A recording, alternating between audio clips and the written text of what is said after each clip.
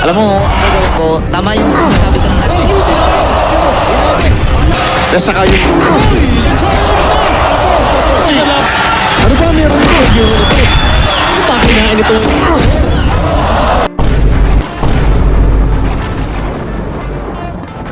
Kasama sa inaabangan ng mga Pinoy boxing fans, ang mga laban nitong si Donnie Ahas Nietes na 4 Division World Champion quickly scheduled for 12 rounds.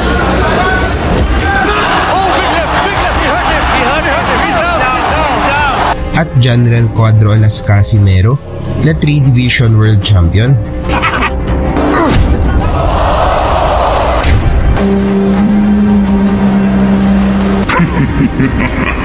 Pero may isang matapang na Mexicano na nagawang pumunta dito sa Pilipinas upang sagupahin si Casimero at Nietes.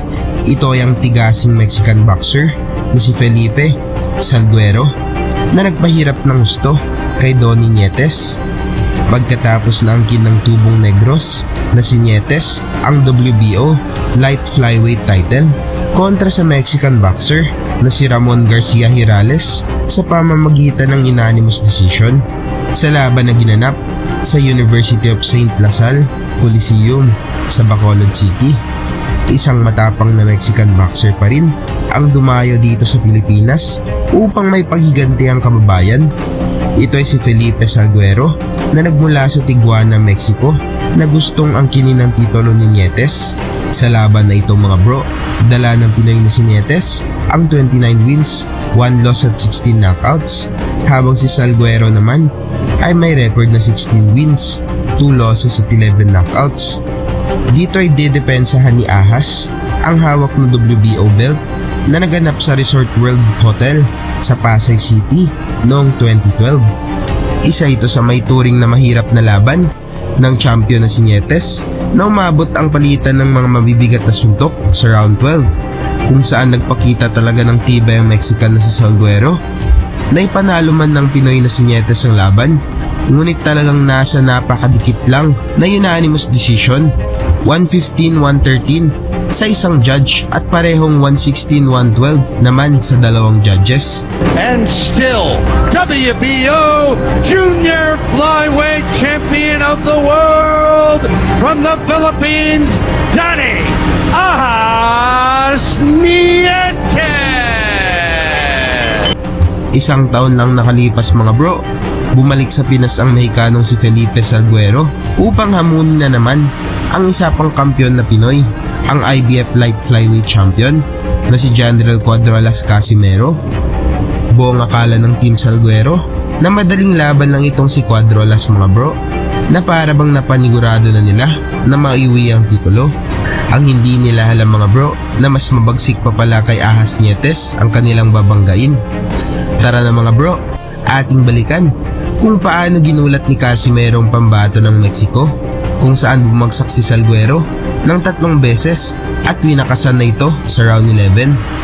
Ang sagupaang Casimero na may 18 wins, 2 losses at 10 knockouts kontra kay Salguero naman na may 18 wins, 4 losses at 13 knockouts.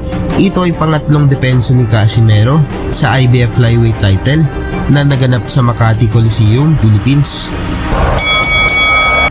Sa pagbungad ng unang round mga bro, bodega na kagad ni Casimero ang pinuntiryan ni Salguero, ngunit baliwala lang ito para kay Casimero. Ahas Nietes, bagamat nanalo si Donnie Nietes noon ng unanimous decision, hindi naging madali para kay Nietes ang makalaban. Nakita mo Denver, unang tinarget ni Salguero, yung katawan ni Casimero. Oo, dahil nga alam niya, nagbawas si Casimero ng 1.5.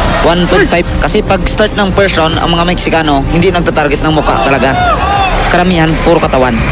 Salguero para humiga lang basta-basta, although he got tagged yung corner man na isa ni John Real Casimero at saka si Piping Tipora, lahat bilang boxing. Sa ngayon, yung talagang pinupunta several tries.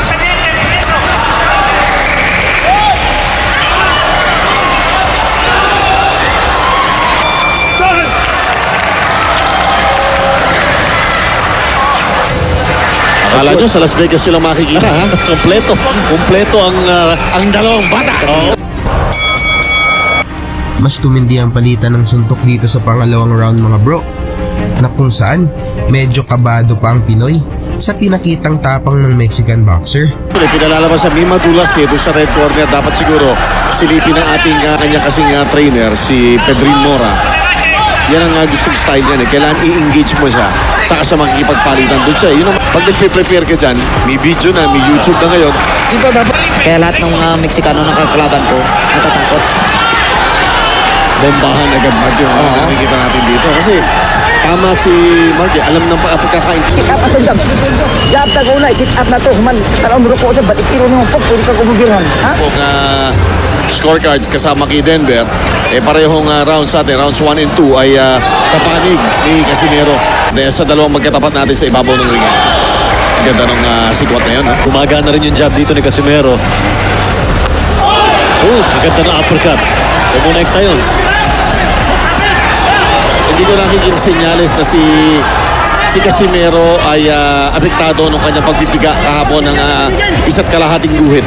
Di pa ready at malaking gastos pasado para i-risk nila ang corona na ididepensa muli nitong si John Riel Casimero at itong ating kampiyon na ito. 23 anyos lang po, originally from Ormoc na si John Riel Casimero. Maapektuhan doon sa pagbawas ng timbang. Ito si Casimero hindi pa nagre-reflect dito sa ating laban so far in the 4th round. Maaga Maaga pa. Makikita natin to pagpalo ng mga 6th round kung ano. Kita natin talagang yung Salguero, hindi talaga talagang pag dumikit, katawan kagad. Walang ibang tinatas. Etong si Salguero para kumonekta dahil kanina. Pero kundi buti. Mainit pa rin ang palitan ng mga suntok dito sa kalagitnaan ng laban mga bro, na habang tinatamaan ni Casimero si Salguero, mas lalo pa itong tumatapang sa pag-atake. Kasi medyo mahirap pasabihin pero nagulat ako nang pumasok si Casimero ng naku, tinamaan yung Salguero. Sige, tuloy mo na natin ito. Nahilag yung Salguero. Pero ang tapang, Dulas yun, dulas ha. May epekto yung tama na yun. Hindi pa nakaka-recover yung Salguero. Nakakarga siya, nakakarga yung Casimero sa hilo yung Grogi talaga siya. Grogi. Nasaktan. Dapat hindi nabigyan ng pagkakataon makarecover dito ni John Riel. Dapat bombahin na niya ngayon. Kung matatapos siya rito, mas advantage sa kanya dahil the longer the fight goes, baka magiging delikado yung Salguero. Oo. Dapat, Diyan natin malalaman yung conditioning ni Casimero. ganda ng kaliwa. May jelly pa rin yung legs dito. Ayun Tumitiklop yung tuhod, Gino. Pero kumukonekta yung mga uppercut dito ng Salguero sa bodega ni Casimero, ha? Ayun na naman yung kaliwa. Hindi siya natamaan ng sulit talaga.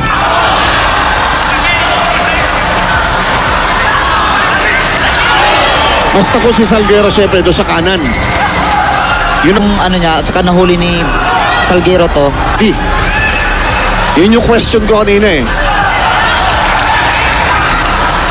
Palagay ko iniinda na. Masakit na dyan ito. Napakaraming sinalusuntok. Nakakalaban natin o nakakalaban na pinipili natin na karamihan mga kusinero na pinupulot nyo saan-saan. Ito, Sa punto kong ito nagiging palaisipan pa rin kung paano papalusutan ng suntok ito si John Riel. yung 6 onwards, yung pataas. Kasi ayan, nakita mo, sa talaga yung tinatago niya ng pilit yung katawan niya. Ibig sabihin, ay mababa na naman. Hindi nakikita niya. Dahil nga yung medali dito sa kabila. Nakalisa dapat Oo. dapat umanggulo siya dito. Alam mo, ang lilit ng kalaban ang naglalaban Wala sa posisyon. Napakarami nang nailulusot na low blow ni Salguero. Malalim na yung hinga. Pedal. Malalim yung hinga. Backpedal na dito sa... Saka bothered visibly by that shot. Denver, ikaw na boksingero. Shoot ng shoot sa katawan mo. Anong gagawin mo? Samantala yung mukha ng ating boksingero si John Riel Casimero namumula pa lang. Wala pa pong cuts. Saka nagpuhunan talaga yung mga Meksikano. Hanggang ngayon, katawan pa rin yung target niya. Saka, Alam mo, ang gagawin ko, tama yung sinasabi kanina. tinapos si Salguero! Inabot! Patay si Salguero! Nako!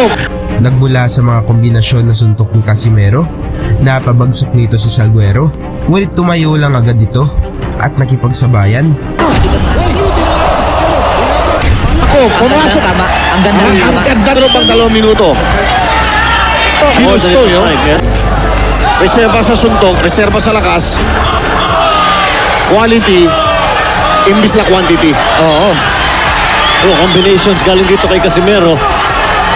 Oh, kumonekta na naman yung uppercut na yun. Laki round para kay ano. Ka pala, ang talim, kaliwa pala eh. Solid eh. Asa ka nakaupo sa ano ha? Nakaupo ko na follow upan niya ng kanan. Kahit sabihin natin na may knockout yung Salguero, siya pa rin ang abante ng abante. Knockdown, oh. Knockdown. Posibleng makikita ng mga judges yun, no? Kahit nasaktan siya. Pero majority... Uy! Tapos ang boxing. Ang laban, Diyos ko. Ang ganda ng upper. Tignan ko kung tatayo pa. Tapos. Napabagsak ulit ni Cuadro Alas ang Mexican na si Salguero dito sa round 9. Ngunit matibay talagang Mexicano. Iwan ka ng suntok. Oo. Pag-iwan ka ng baon. Huwag lang basta-basta. Oh, makapunta Ganda ng na kaliwa. naman. Ang galing ng Mexicano mag-rolling kahit tinatamaan siya. Talagang marunong siya mag-roll talaga ng ulo niya. Pinaghandaan, ika.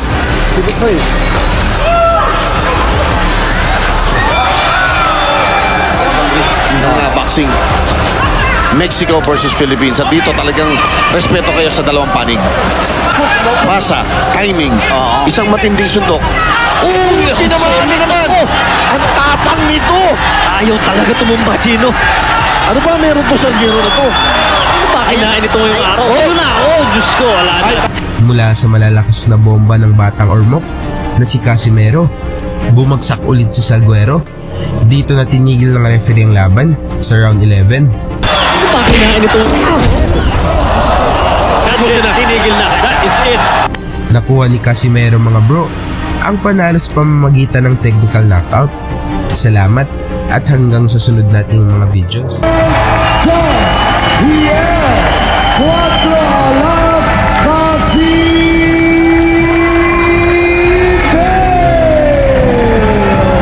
Lagi niyong sundan, huwag magpapahuli. Pag-usapan ni bakbakan, balita niya at laban. Mga Pinoy na di nagpapagapi. Salamat sa mga suporta na lagi nandyan. Lagi niyong sundan, huwag magpapahuli. Pag-usapan ni bakbakan, balita niya at laban. Mga Pinoy na di nagpapagapi. Salamat sa mga suporta na lagi nandyan.